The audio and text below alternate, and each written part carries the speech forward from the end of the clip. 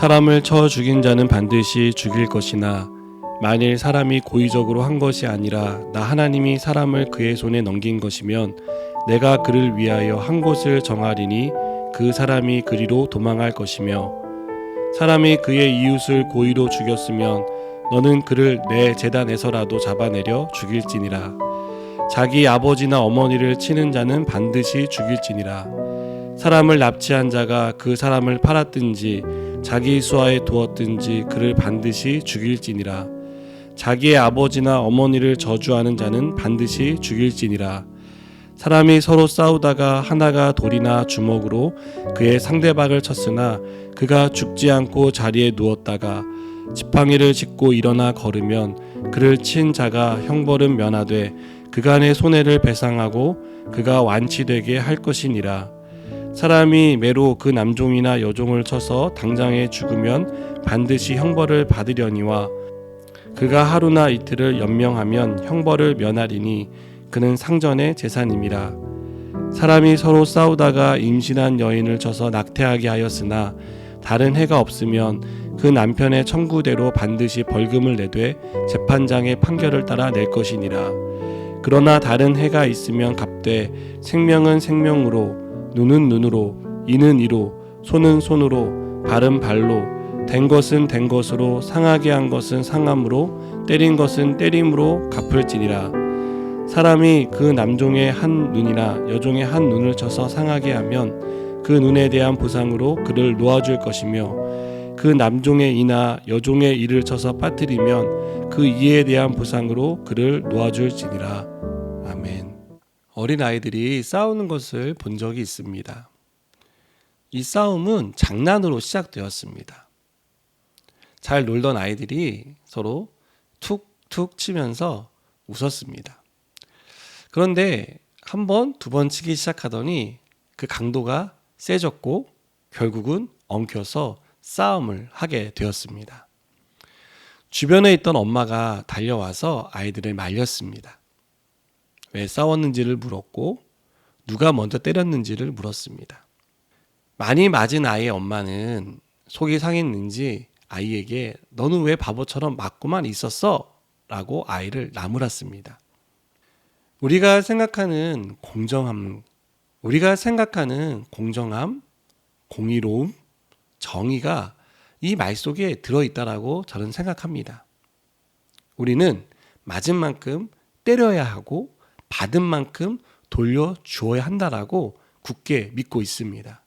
그것이 공의로운 일이고 공정한 일이고 정의라고 생각합니다.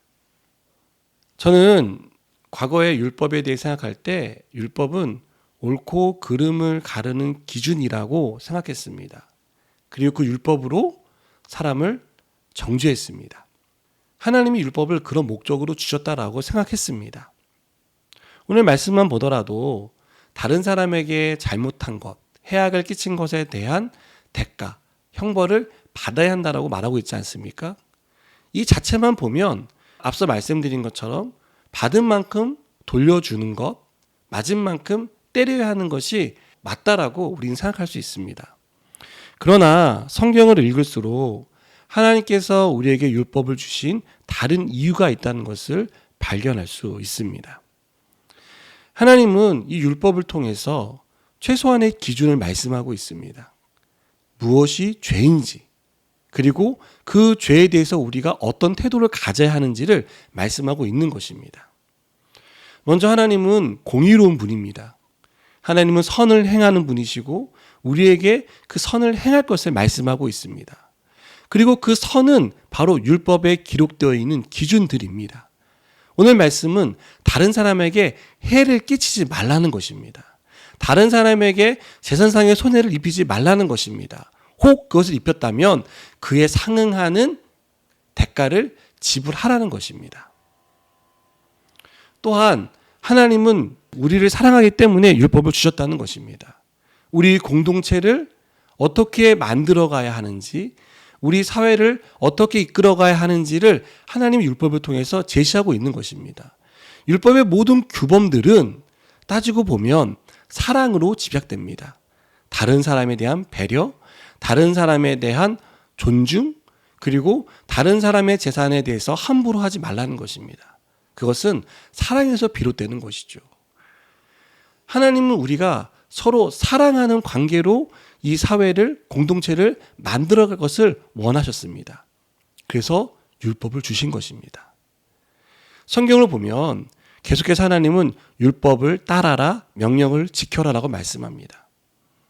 그것은 그 율법과 그 명령을 따라갈 때 우리의 삶이, 우리의 공동체가 다른 길로 가지 않고 바르게 성장할 수 있고 또 하나님께서 의도하신 그런 공동체로 만들어질 수 있기 때문입니다.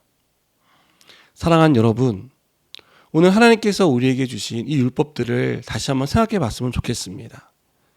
하나님이 말씀하시는 선이 무엇인지를 우리가 분명히 알고 그 공의로움을 행하시는 하나님 앞에 우리도 공의로운 삶을 살아가도록 힘쓰는 하루가 되었으면 좋겠습니다. 또한 우리가 다른 사람의 것들을 함부로 하거나 다른 사람의 생명과 재산을 해치고 또 손해를 끼치는 그런 일들을 하지 않는 사랑의 마음을 가지고 오늘 하루를 살아가는 저 여러분 되기를 축복합니다. 기도하시겠습니다. 하나님, 우리가 공의로운 하나님을 닮아 공의로운 삶을 살아가기 원합니다. 하나님, 이 율법을 통해서 우리가 우리 공동체 안에 사랑을 전파하는, 사랑을 나누는 그런 귀한 공동체 또 일원이 될 수 있도록 축복해 주시옵소서. 예수님의 이름으로 기도드립니다. 아멘.